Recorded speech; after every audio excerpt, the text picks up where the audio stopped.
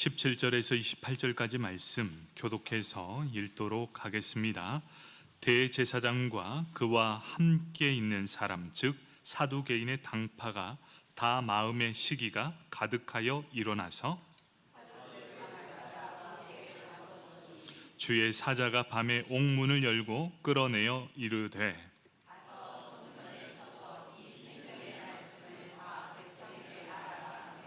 그들이 듣고 새벽에 성전에 들어가서 가르치더니 대제사장과 그와 함께 있는 사람들이 와서 공회와 이스라엘 족속의 원로들을 다 모으고 사람을 옥에 보내어 사도들을 잡아오라 하니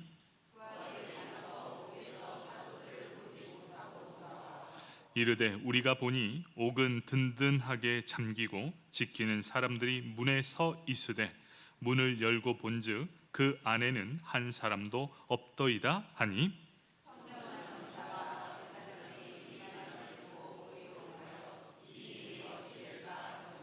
사람이 와서 알리되 보소서 옥에 가두었던 사람들이 성전에 서서 백성을 가르치더이다 하니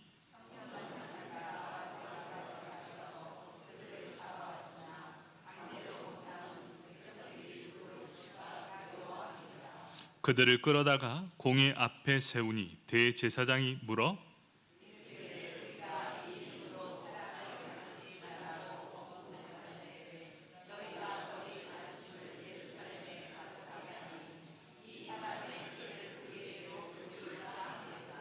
아멘. 성가대에 찬양이 있겠습니다.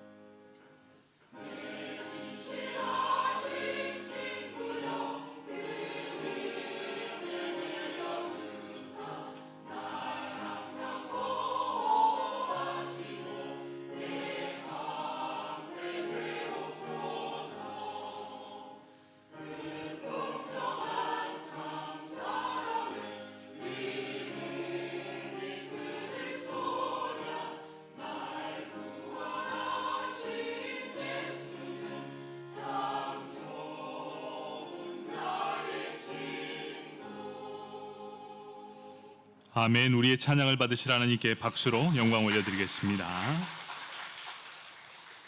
감사합니다.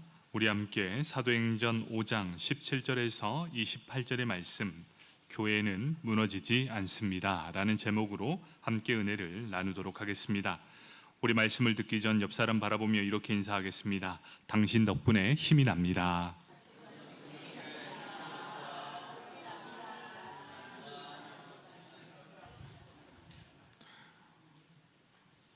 우리 한 분만 안 하시는 것 같네요. 네, 여러분 덕분에 힘이 납니다.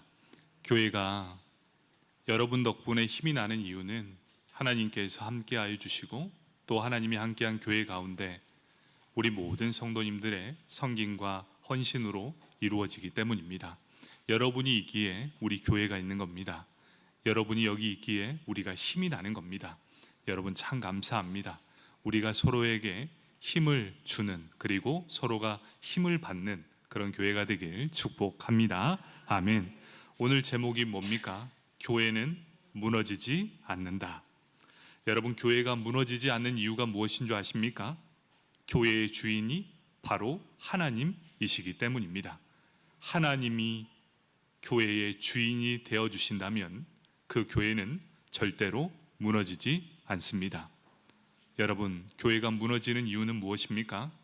하나님이 아니라 우리가 주인이 되기 때문이겠지요. 하나님께서 주인 되는 교회는 절대로 무너지지 않습니다. 이 사실을 믿으십니까? 아멘. 바로 하나님께서 이 교회의 주인 되도록 우리가 더욱더 힘써 하나님을 사랑하는 우리 모두가 되길 축복합니다. 아멘. 오순절 성령의 임재를 통해 함께 시작된 예루살렘 교회가 있었습니다.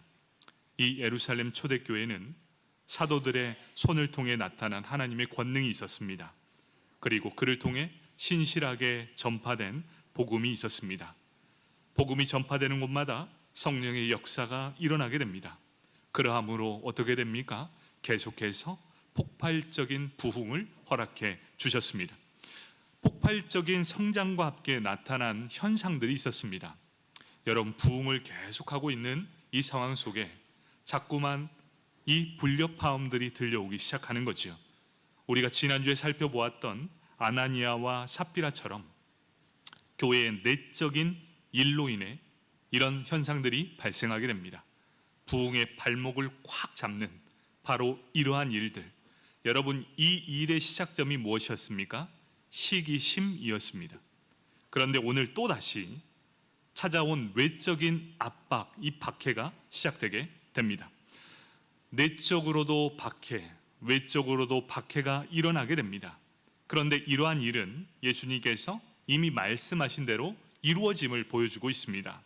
요한복음 15장 20절 말씀입니다. 내가 너희에게 종이 주인보다 더 크지 못하다 한 말을 기억하라. 사람들이 나를 박해하였은즉 너희도 박해할 것이요 내 말을 지켰은즉 너희 말도 지킬 것이라. 이렇게 말씀합니다. 사람들이 나를 박해하였던 것처럼 예수 그리스도를 믿는 모든 사람도 바로 박해를 받을 것이다. 이렇게 예수님은 앞으로의 삶을 예언해 주셨고 지금 그리고 현재도 우리에게 계속해서 이 말씀은 성취되고 있습니다. 예수를 잘 믿는 사람들에게 더 큰 박해가 있을 것이다. 베드로와 요한이 성전 미문에서 나면서부터 걷지 못하는 사람을 고쳐냈습니다. 그리고 솔로몬 행각에서 수많은 유대인들이 모이게 됩니다. 그곳에서 예수를 증거하다 붙잡히게 되었습니다. 그들은 유대인의 최고 의결기관 산헤드린 공회 앞에서 다시는 그리스도의 이름으로 말하거나 가르치지 말라라는 위협과 경고를 받는, 그리함으로 집행유예로 풀려나게 된 것입니다. 풀려난 그들이 어디를 향해 나아갑니까? 교회로 향해 나아갑니다. 그리고 교회에 자신의 상황과 처지를 그렇게 다 이야기합니다. 다시는 예수 그리스도의 이름으로 말하거나 가르치지 말라고 하더이다. 이럴 때 모든 성도님들이 어떻게 합니까? 그 말을 다 듣고 한마음 한뜻이 되어 하나님 앞에 기도를 하기 시작합니다. 이러한 박해 속에서도 담대히 예수 그리스도를 증거할 수 있도록 주여 우리에게 힘을 주십시오. 그리고 우리에게 찾아오는 모든 두려움이 떠나가게 해주십시오. 한마음 한뜻이 되어 하나님 앞에 기도를 드리게 됩니다. 이때 하나님은 우리의 모든 기도를 들으시고 응답해 주셨습니다. 모든 사도들과 성도들은 성령의 충만함을 받습니다. 그리고 더 열심히 전도함으로 예수님께서 맡기신 사명을 충실하게 감당하게 되었습니다. 결과적으로 보면 어떻습니까? 온 백성에게 칭송을 받게 됩니다. 그러함으로 하나님께서 날마다 구원받는 자의 수를 더해 주시는 은혜가 있었습니다. 하지만 대가가 있었습니다. 여러분, 어떤 일을 하든지 무슨 일을 하든지 그 대가는 반드시 찾아오게 된다는 것이지요. 그 대가가 무엇이었습니까? 초대교회의 성도들에게 박해가 찾아오게 되었다. 그 박해는 피할 수 없는 것이 되었다라고 말씀해 주고 있습니다. 오늘 말씀의 중심은 바로 교회에 불어닥친 두 번째 박해입니다. 그 첫 번째, 교회는 박해를 받습니다. 여러분, 교회는 완전한 곳이 아닙니다. 우리는 다 죄인들입니다. 그런 죄인이 예수를 믿고 하나님의 자녀로 성장하는 그곳 교회는 언제나 박해를 받을 수밖에 없는 곳. 하지만 교회에는 능력이 있습니다. 왜 그렇습니까? 하나님을 믿고 예수 그리스도의 이름으로 기도하는 곳이기 때문입니다. 그런데 오늘 말씀을 보니 어떻습니까? 교회에 불어닥친 두 번째 박해는 그 대상이 점점 확대되고 있음을 보여주고 있습니다. 여러분, 사도행전에서도 보여주는 것처럼 복음이 점점 확대될수록 핍박받는 대상도 더 번져가고 있는 걸 보여주고 있습니다. 가장 먼저 어떤 사람이 박해를 받습니까? 베드로와 요한, 이렇게 두 사도만 박해를 받습니다. 그런데 지금 어떻게 됩니까? 그 두 사도를 넘어서서 모든 사도들이 바로 박해의 대상이 된다는 것입니다. 그리고 앞으로 계속해서 이어지는 내용이 무엇입니까? 그 범위가 점점 넓어짐을 볼 수 있습니다. 2명의 사도에서 12사도로, 그리고 7 집사에서 모든 예수를 믿는 사람들에게 박해가 점점 늘어나고 있음을 보여주고 있다는 것이지요.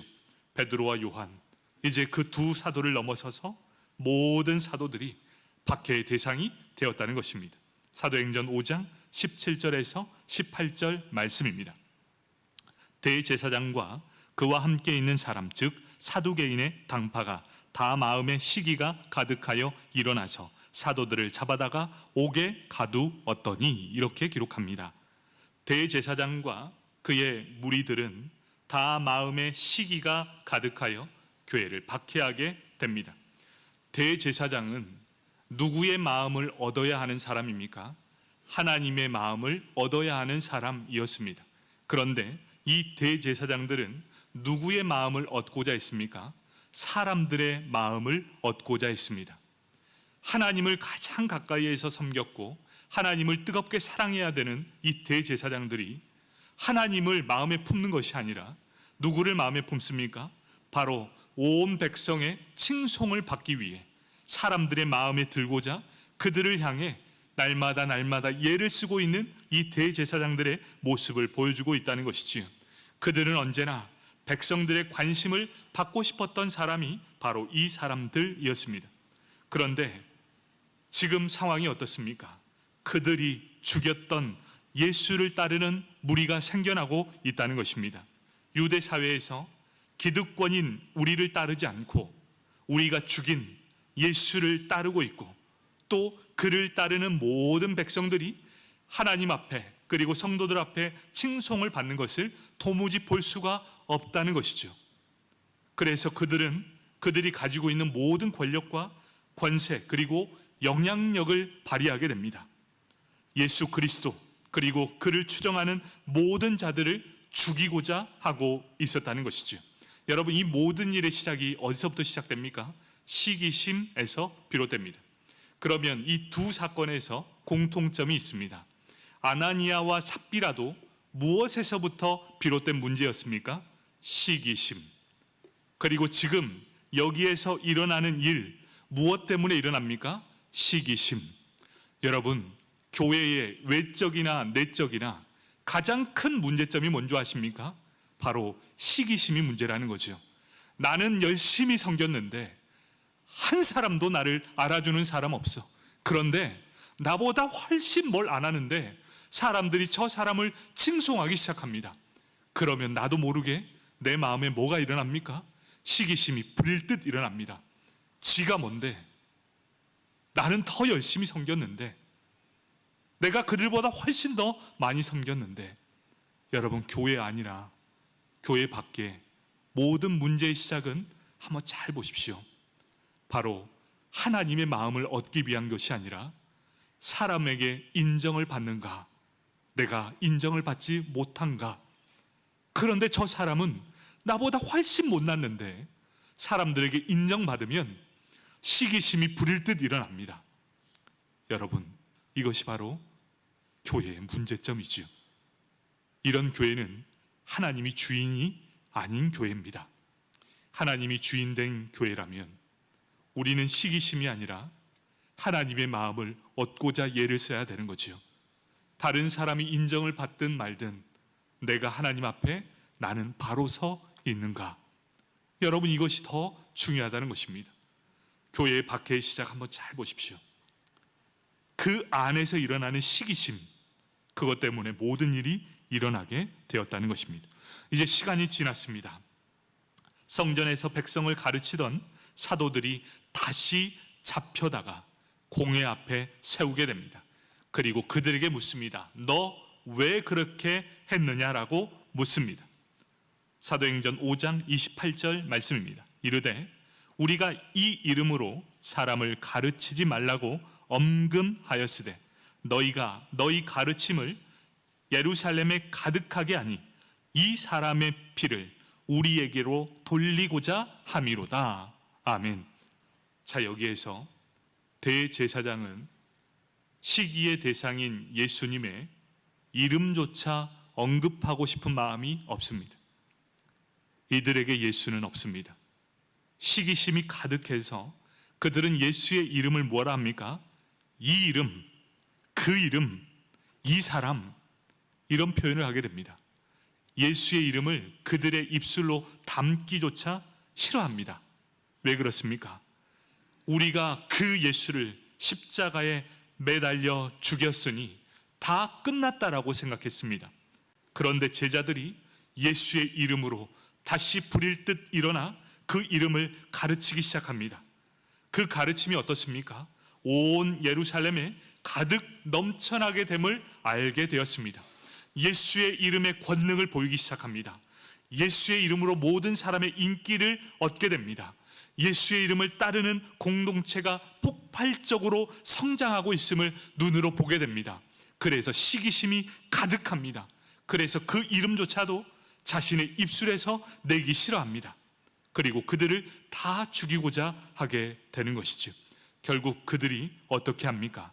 사도행전 5장 33절, 그들이 듣고 크게 노하여 사도들을 없이 하고자 할세, 이렇게 기록하고 있습니다. 대제사장이 크게 분노합니다. 이제 사도들을 다 죽이고자 합니다. 그들을 죽이면 예수 그리스도가 더 이상 이 땅에 알려지지 않을 것이다. 예수를 미워했고 예수님을 시기했습니다. 하나님께 마음이 빼앗긴 것이 아니라 사람들에게 마음이 빼앗기고 말았다는 것이지요. 사람에게 관심을 두기 시작하면 다른 사람들이 자꾸 눈에 들어옵니다. 그래서 저 사람을 시기하고 질투하게 된다는 것. 여러분, 제발 우리의 시선을 사람의 관심에 두지 마시고 살아계신 하나님께 두시길 축복합니다. 아멘.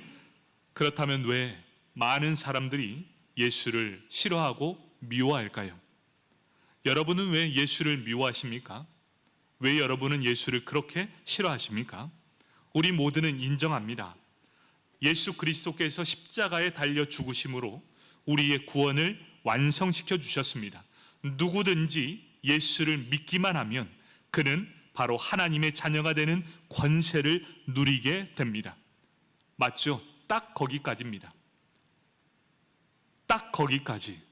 그래요, 전 예수 믿습니다. 딱 거기까지. 예수님의 역할은 딱 거기까지만 해주십시오. 더 이상 내 삶에 조금도 들어오지 마십시오. 그냥 예수 잘 믿을게요. 알잖아요. 예수 믿으면 천국 가는 거 압니다. 그러니 내 삶에 조금이라도 더 가까이 오지 마십시오. 예수님의 역할은 딱 거기까지니 내 삶에 조금이라도 들어오지 마십시오. 그런데 예수님은 여러분의 삶에 전부를 원하시고 여러분 곁에 계속해서 다가가고 있다는 것이죠. 그러니 싫습니다. 그러니 이렇게 싫어합니다. 지금까지 예수님 믿고 내 마음대로 살아도 내 인생에 얼마나 잘 살았는지 모릅니다. 예수님을 믿는다 치고 여전히 내 마음 중심대로 살아왔습니다. 갑자기 예수님께서 내 삶의 주인을 요구하신다? 그러니 나는 너무나 싫습니다. 인정하기 싫습니다. 예수님이 나의 삶에 들어오셔서 나의 모든 어두움을 몰아내게 하셨고 무엇이 옳은지 무엇이 옳은지 그른지를 다 분별할 수 있는 능력을 통해 죄를 알게 해 주셨습니다. 그리고 지금 내가 잘못 살았음을 인정합니다. 그러나 예수님께서 나의 삶의 주인 자리를 요구하실 때 우리들의 본성이 드러나게 됩니다. 여러분의 본성이 얼마나 추악한지 아시죠? 저도 그렇습니다. 우리는 다 고정관념과 자존심이 가득한 사람입니다. 그런데 이때까지 내 중심으로 살았던 나를 갑자기 하나님께서 훅 치고 들어옵니다. 그리고 예수 그리스도를 믿고 너의 삶을 나에게 통째로 주라 이렇게 얘기하니 예수님을 미워하고 대적하는 것 바로 그것입니다. 예수님은 우리에게 원하시는 것이 있습니다. 너의 삶의 일부분을 원하는 것이 아니라 우리의 삶의 전부를 요구하고 계시다는 것. 예수님은 우리를 향해 이렇게 말씀합니다. 자기를 부인하고 나를 따르라 라고 분명하게 말씀하고 있다는 것이지요. 그런데 이렇게 요구하는 예수님이 싫은 거예요. 내 인생은 내 것이다. 내가 예수 믿고 내 마음대로 믿는다는데 네가 무슨 상관이냐? 여러분 여기도 참 많을 거예요. 내가 예수 믿고 내 마음대로 믿는다는데 당신이 무슨 상관입니까? 내 삶의 주도권을 영원히 쟁취하려고 하는 그런 강력한 경쟁 상대가 예수님이십니다. 그러니 내가 변하긴 싫고 예수를 박해하고 핍박하고 몰아내기 시작한다는 것이죠. 그리고 그들은 자랑스럽게 고백합니다. 내 삶의 주인은 나다. 노세 젊어서 노세. 예수 믿었으니 내 삶은 마음껏 즐기자. 내 삶은 내가 주인공이다 라고 말입니다.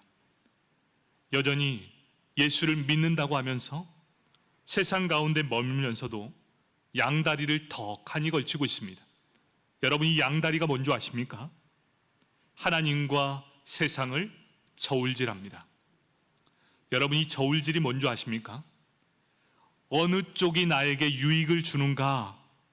세상이 나에게 유익을 주면 세상 쪽으로 딱 기울다가 어느 순간 세상 쪽으로 가다 보니 하나님의 그 권능으로 나에게 고난과 환경에 어려움이 있으니 그때서야 하나님을 딱 찾습니다.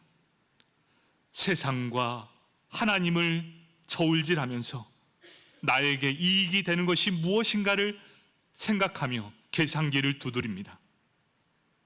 그러면서 자신의 유익이 되는 것을 찾고 있는 모습, 여러분 이 찾고 있는 모습이 누군지 아십니까? 바로 대제사장들이었습니다. 하나님을 섬긴다고 하면서도 그들의 이익을 위해서는 예수를 죽이고자 했던 것. 여러분 지금 이 얘기가 대제사장의 이야기이지만 대제사장이 바로 나입니다. 여러분이 바로 대제사장이에요.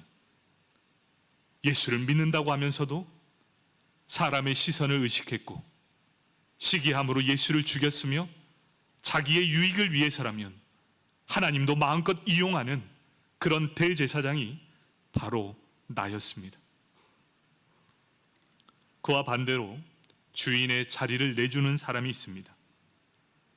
참 교회는 예수 그리스도의 주권을 인정하는 교회입니다.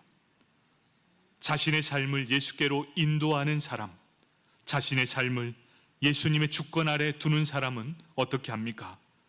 예수 그리스도의 주권 앞에 무릎을 꿇는 사람, 바로 그 사람이 바로 참 주인을 하나님 앞에 내어 맡긴 사람입니다. 그리고 그들은 고백하게 됩니다. 로마서 14장 8절의 말씀, 우리가 살아도 주를 위하여 살고 죽어도 주를 위해 죽나니 그러므로 사나 죽으나 우리가 주의 것이로다. 아멘. 예수님은 내 삶의 경쟁 대상이 아닙니다. 그리고 시기의 대상도 절대로 아닙니다. 여러분, 옆 사람 한번 바라보시겠습니까? 좀 바라봐 주십시오. 네. 여러분, 옆 사람은 경쟁의 대상입니까? 시기의 대상입니까? 아니면 사랑의 대상이십니까? 사랑의 대상입니다. 여러분, 왜 자꾸 옆 사람을 시기의 대상, 경쟁의 상대로 바라봅니까? 옆에 있는 분은 시기의 대상도 아니고 경쟁의 대상도 아니고 사랑의 대상이 되어야 합니다. 그것이 바로 예수 그리스도를 믿는 사람의 모습이라는 것이지요. 예수님은 우리가 영원히 찬양을 해야 할 대상이고 찬양을 받으실 나의 주인이 되시는 분, 바로 그분이 예수 그리스도이십니다. 예수님의 말씀은 취사 선택하는 것이 아닙니다. 언제나 우리는 옵션처럼 생각합니다. 기분 좋을 때는 듣고 기분 나쁠 때는 듣지 않는 그런 취사 선택이 아닙니다. 절대적으로 따르고 순종해야 할 어명이옵니다. 여러분, 왜 그런 줄 아십니까? 예수가 우리의 왕이시기 때문에. 예수님께서 하시는 명령은 무엇입니까? 어명입니다. 어명은 지켜야 합니다. 이런 고백이 있는 사람은 억지로 예수를 따르는 사람이 아닙니다. 기쁨이 있는 사람, 감사가 넘쳐나는 사람이 바로 이런 고백이 넘쳐나게 된다는 것이죠. 나를 위해 자신의 목숨을 내어주신 예수님의 그 크신 사랑 때문에 기쁨으로 순종합니다. 나 같은 죄인 선택하여 주시고 불러주셨습니다. 그리고 의롭다 여겨 주었습니다. 그리고 날마다 살아갈 수 있도록 성령 충만한 은혜와 은사를 날마다 더해 주시는 분, 그러함으로 나를 지키시고 보호하시는 하나님의 풍성한 은혜와 긍휼을 지금도 내일도 앞으로도 영원토록 주실 그 하나님께 감사함으로 반응하는 것, 그것이 바로 우리의 삶의 태도라는 것입니다. 바로 이러한 삶을 살아가는 사람들에게 반드시 찾아오는 것이 있습니다. 그것이 무엇입니까? 그리스도와 함께 영광을 받기 위하여 고난도 함께 받습니다. 이런 고백입니다. 여러분, 우리에게 고난은 피할 수가 없대요. 예수 그리스도를 믿는 그 믿음의 영광을 받기 위해서는 고난도 함께 받아야 한다는 것. 그래서 우리는 예수 그리스도를 미워하고 시기하는 이들로부터 박해와 핍박을 받게 된다는 것입니다. 그런데 왜 우리는 여전히 죄 가운데 삽니까? 여러분이 예수님을 몰라서 죄 가운데 사는 것이 아닙니다. 우리가 죄 가운데 사는 이유는 내 삶의 주인이 여전히 나이기 때문입니다.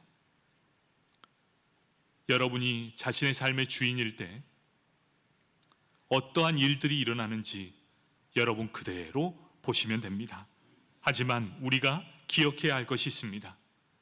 하나님을 나의 왕, 나의 주로 모시는 백성에게 하나님은 그 백성을 절대로 내버려 두지 않는다는 것이지요. 초대교회를 지켜주시는 분, 그리고 그 하나님은 사도들을 한 사람 한 사람 지켜주셨을 뿐 아니라 하나님의 백성 성도들을 한 사람 한 사람 다 지켜주셨습니다. 여러분, 하나님의 백성이 된다면, 예수 그리스도가 나의 삶의 주인이 된다면 하나님은 여러분을 지켜주실 것입니다. 바로 그런 믿음이 우리 안에 있길 축복합니다. 아멘. 두 번째, 그렇다면 예수 그리스도를 따르는 교회 안에 하나님은 어떠한 것으로 지키시고 보호해 주십니까? 바로 초자연적인 능력으로 보호해 주신다는 것을 오늘 말씀을 통해 보여주고 있습니다. 대제사장과 사두개인이 사도들을 옥에 가두었을 때 놀라운 역사가 일어나게 됩니다. 사도행전 5장 19절 말씀입니다. 주의 사자가 밤에 옥문을 열고 끌어내어 이르되, 이렇게 기록합니다. 주님께서 보내십니다. 천사들을 보내어 사도들이 갇혀있는 옥의 문들을 활짝 열게 하십니다. 그리고 그들을 이끌어 밖으로 나오게 했습니다. 이것은 도저히 설명할 수 없는 초자연적인 현상이었습니다. 다음 날 아침 대제사장과 그의 무리가 이스라엘 족속의 원로들을 다 모아놓고 사람들을 옥에 보내어 사도들을 잡아오라 이렇게 명령하게 됩니다. 그런데 어찌된 일입니까? 부하들이 감옥 문을 열었는데 사도들은 보이지 않고 있었습니다. 옥의 문은 든든하게 잠겨 있고 지키는 사람 또한 문에 서 있는데도 불구하고 문을 열고 보니 그 안에는 한 사람도 없었습니다. 초자연적인 하나님의 능력 앞에 당황하고 무서웠습니다. 여러분, 이러한 기적은 지금도 일어나고 앞으로도 일어나게 될 것입니다. 하나님께서 예수 그리스도를 따르는 사람들과 교회를 초자연적인 능력으로 보호하시고 지켜주셨기 때문에 가능하다는 것입니다. 여러분, 오늘 우리가 주목해야 될 점은 바로 이 초점이 어디에 있는가를 분명히 아셔야 합니다. 하나님께서 사도들을 데리고 나오셔서 하시는 말씀이 중요합니다. 여러분, 그들이 복음을 증거하다가 사도들이 이제 감옥에 갇혔습니다. 그리고 그 안에서 참으로 힘겨운 시간을 보내게 되었습니다. 그리고 기적을 통해 그들이 밖에 나오게 되었습니다. 그러면 가장 먼저 하나님께서 사도들에게 해야 되는 말씀이 무엇입니까? 힘들었지? 그동안 참 고생 많았다. 나 때문에 너희가 이런 고난을 받는구나. 그래, 너 수고했으니까 한 달은 쉬어. 이렇게 말할 줄 알았습니다. 그런데 여러분, 이제 방금 옥에서 나왔습니다. 그런데 하나님께서 그들에게 명령하신 말씀이 무엇입니까? 사도행전 5장 20절 말씀입니다. 가서 성전에 서서 이 생명의 말씀을 다 백성에게 말하라 하매 이렇게 기록합니다. 사도들은 그 말씀을 듣고 새벽에 성전에 들어가서 말씀을 가르쳤다라고 말씀하고 있어요. 여러분, 여기에서 거기에서 가서 성전에 서서 말씀을 전해라. 이 자리가 어떤 자리입니까? 사도들이 붙잡혔던 장소입니다. 하나님이 그들에게 너 좀 쉬어. 많이 고생했으니까 한 달 동안 쉬어. 이렇게 말하지 않고 지금 하나님께서 이 사도들을 향해 뭐라 하느냐? 사지로 몰아놀고 있다는 거예요. 이 자리 죽음의 자리였습니다. 지금 그들은 집행유예로 풀려났습니다. 그런데 감옥에서 탈옥병입니다. 탈옥수예요. 그런데 하나님께서 그들을 기적에서 감옥에서 건져내 주었는데 다시금 뭐라 합니까? 너희가 잡혔던 그곳에서 다시금 예수의 이름, 생명의 복음의 말씀을 다 백성에게 알려라 이렇게 말합니다. 이게 무슨 말이죠? 가서 죽어. 너 가서 죽어. 너 거기서 하나님 말씀 전해. 지금 이렇게 하나님이 벼랑 끝으로 밀고 있다는 거예요. 그런데 어떻게 합니까? 주님의 명령에 기쁨으로 순종하고 있음을 보여주고 있어요. 사도들이 경험한 게 무엇인 줄 아십니까? 옥에 물린 이 옥의 문이 열린 초자연적 기적의 현상을 보고 와 놀랍다 이게 아니었어요. 사도들이 경험했던 이 기적의 초점은 이 기적을 통해 경험했던 것이 있었습니다. 무엇을 경험합니까? 하나님은 우리를 지키시는 분. 사지에 몰아내더라도 하나님은 우리를 보호하시는 분. 사자의 아가리에 들어가더라도 하나님은 우리를 건지시는 분. 바로 그것을 기적을 통해 경험하게 되었다는 것이지요. 우리가 어떠한 처지에 있을지라도 하나님은 우리를 살리시는 분. 그것을 경험한 사도들에게는 더 이상 두려울 것이 없었다는 것이지요. 여러분, 기적 좋아하시지요? 기적을 체험했습니다. 그러면 무엇을 경험해야 되는가? 하나님은 어떠한 질병도 한순간에 고치시는 분, 그리고 우리를 지키시고 보호하시는 분, 언제나 우리와 함께 하시는 분, 그 사실을 경험한 사람은 두려움이 사라지게 됩니다. 어떠한 말씀 가운데서도 순종함으로 기쁘게 나아갈 수 있다는 것입니다. 이 사도들에게 얘기합니다. 너희 지금 죽음의 그 자리로 가. 그래서 그곳에서 하나님의 말씀을 전해 그들은 두려움 없이 기쁨으로 그 자리에 나아가게 됩니다. 그들이 받았던 것은 위로와 격려가 아닙니다.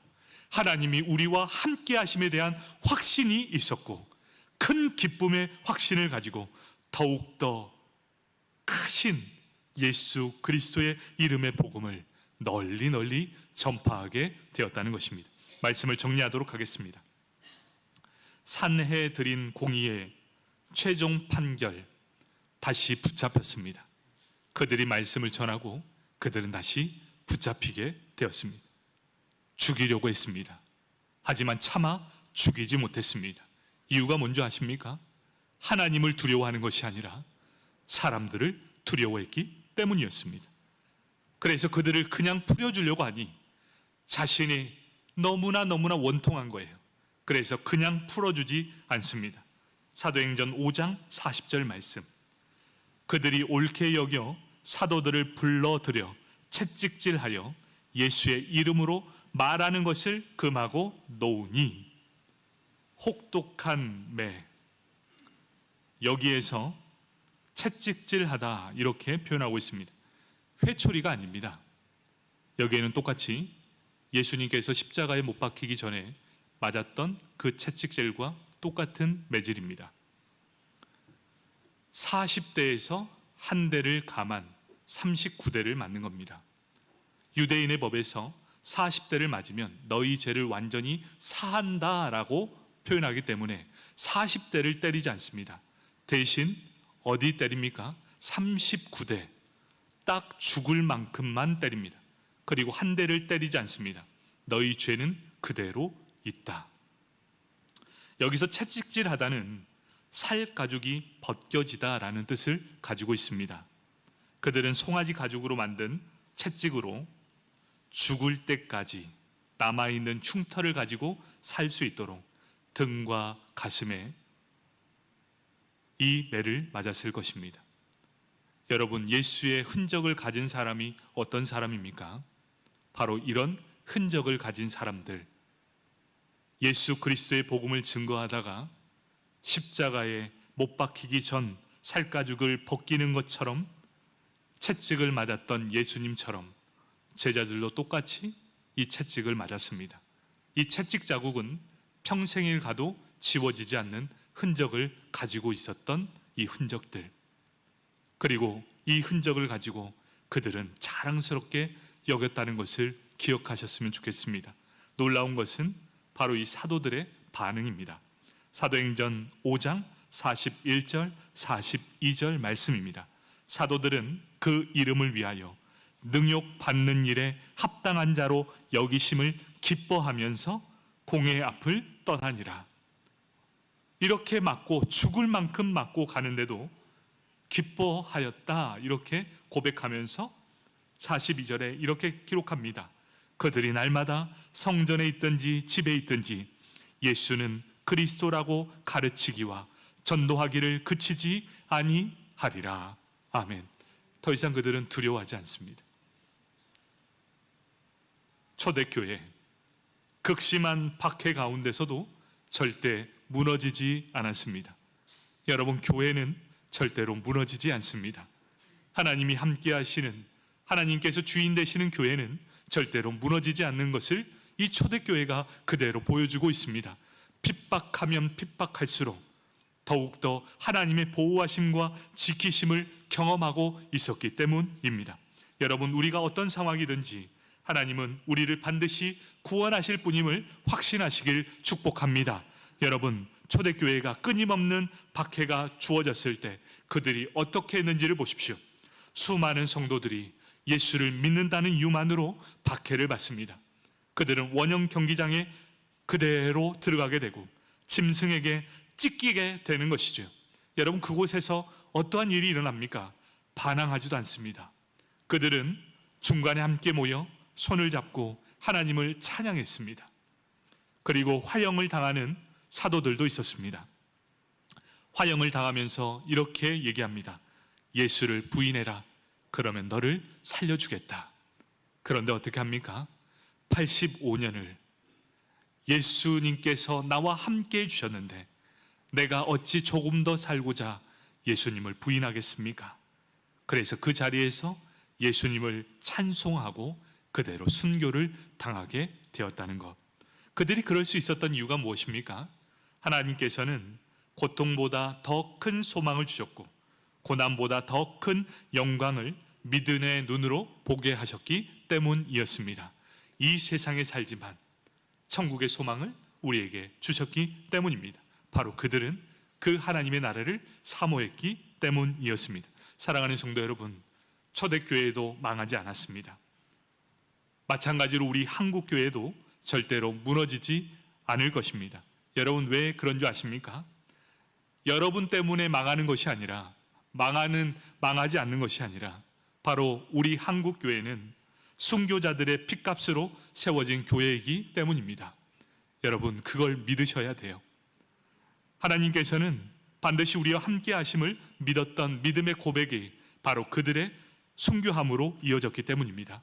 믿음을 지키기 위해 흘렸던 수많은 순교자들의 피 위에 우리 한국교회가 세워지게 되었습니다. 여러분, 우리의 믿음이 좋다라고요? 아니요. 우리의 믿음은 저조차도 형편없는 걸 압니다. 하지만 우리의 연약한 모습을 보는 것이 아니라 믿음의 선진들이 그 믿음을 지키기 위해 얼마나 피와 눈물을 흘렸는지를 우리는 기억해야 합니다. 초대교회의 순교자의 역사처럼 한국교회도 바로 그 부흥의 물길 위에 그 불길 밑에 뭐가 있었습니까? 바로 순교자들의 희생과 섬김이 있었다는 것입니다. 바로 우리는 그 믿음 위에 세워지게 되었습니다. 여러분 우리가 이렇게 행복하게 사는 이유가 여러분들이 믿음이 좋아서가 아닙니다. 그들의 기도가 있었고 그들의 희생이 있었고 그들의 삶을 통해 하나님께 영광을 올려드렸기 때문입니다. 이제 여러분의 차례입니다. 여러분이 다음 세대가 희망을 갖는 이유가 무엇입니까? 여러분들이 그 길을 닦아 놓아야 할 것입니다. 여러분들이 이 믿음에 먼저 된 자로서 믿음의 본을 보여주십시오. 그리고 우리도 당당하게 하나님 앞에 섰을 때 믿음의 흔적들을 하나님 앞에 보여주길 축복합니다. 바로 그것이 우리가 해야 할 역할입니다. 기도하겠습니다.